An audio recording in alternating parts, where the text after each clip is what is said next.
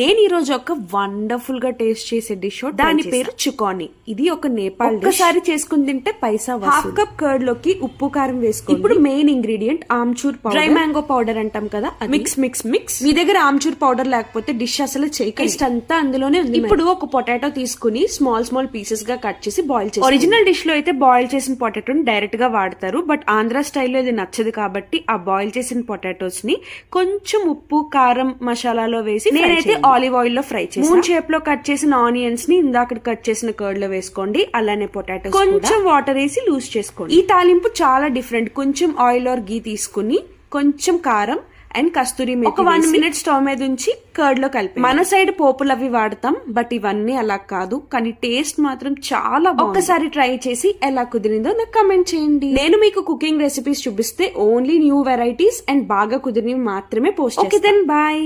last గా